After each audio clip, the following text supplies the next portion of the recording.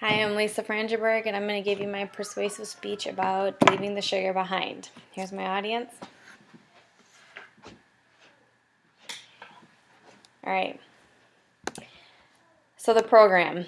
2 years ago, my husband and I started a program from his workplace to help us lose weight, one, and two, help us lower our insurance plan. The program was about eating slow, avoiding sugars, that was the main key, and eating more protein and only eating when you're hungry. It is not an easy thing as I originally thought, though. Thought it'd be a breeze. We could go through this. I'll exercise my 30 minutes a day, but it really wasn't that easy. First of all, I'm an emotional eater, and that was a challenge. I love to eat when I'm upset, when I'm stressed out, and just sometimes even when I'm just happy. I go off my emotions, and that's how I decide how I'm going to eat that day, I guess. And avoiding sugar. That was a huge challenge because it's in everything, as we found out later on. I couldn't believe when we looked at the nutritional values on everything, how much sugar and where sugar was kind of hidden in everything. Some of the worst sugary foods are McDonald's medium chocolate shake. There is 111 grams of sugars in it. In a medium Dairy Queen Butterfinger Blizzard, there is 86 grams of sugar in it. And in one Starbucks Grande, however they say it, Mocha Frappuccino, there are 47 grams of sugar in it. And in a frozen margarita, there are 27 grams of sugar. But if you have it on the rocks, it's only 8 grams of sugar, so that's a little bit of a plus. And not as bad as the other ones, but it's still pretty bad, is a 20 ounce of a Coca-Cola. There is 65 grams of sugar in it. Now how many teaspoons is in a gram? So if you think about it, for every 4 grams, there is 1 teaspoon of sugar. So for example, that can of Coke that you love to have every single day, there is 16.25 teaspoons of sugar in there. Let's say you decide you want to have that McDonald's shake or chocolate shake that you love so much. There is 27.75 teaspoons of sugar in that. This is how much sugar, or I should put it back on one of these things so you can see how much cups, or how much a cup is. 1 cup of sugar in just 2 things. When you think about it, that's quite a bit of sugar. And that's only 2 things that you had. Let's say you have 4 or 5 cups of cans of pop that day. It really adds up very fast. So how much, you thinking about it, how much does a person consume in a year or even a day?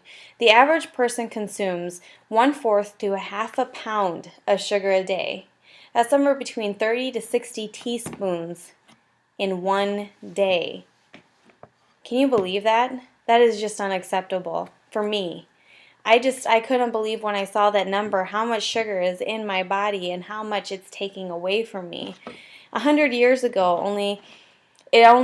people only took in 1 pound of sugar in a year.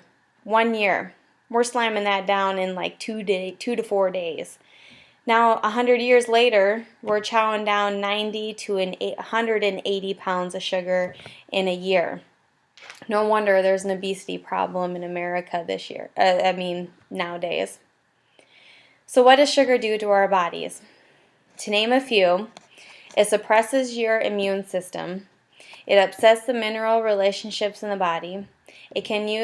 Sugar can cause juvenile delinquency in children. Sugar eaten during pregnancy and lactation can influence muscle force production in offspring, which can affect the individual's ability to exercise. Sugar and soda, when consumed by children, results in children drinking less milk. Sugar can elevate glucose and insulin response and return them to fasting levels, slower in oral contraceptive users. Sugar can elevate glucose and insulin responses and return them to fasting levels slower in oral contraceptive users, sugar can produce a significant rise in triglycerides. And sugar reduces the body's ability to defend against bacterial infection. This is just to name a few, like I said before, but there are close to 100 to 200 reasons why you should cut sugar out of your diet.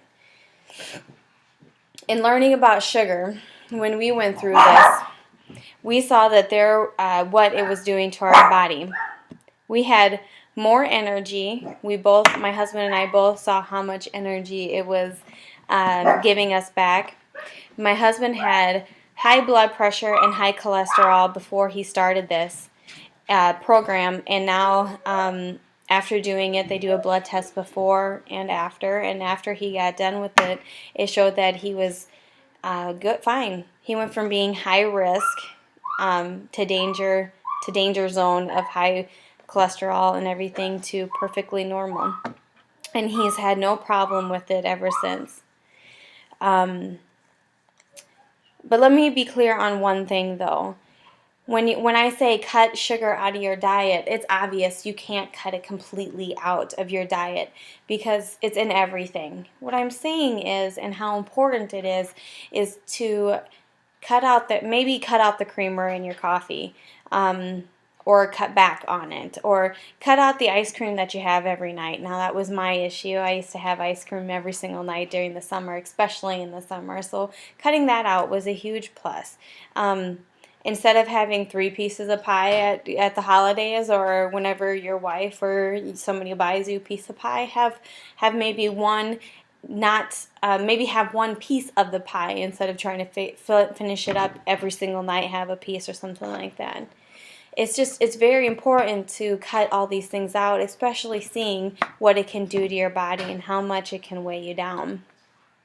Now the challenge I'm going to give to you is to cut out at least 3/4 sugar from your diet.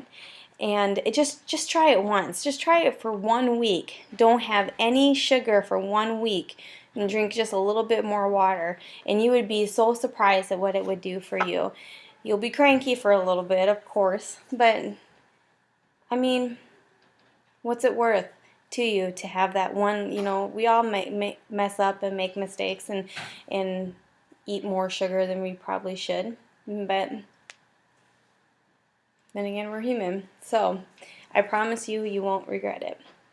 So here's my audience again. And thank you.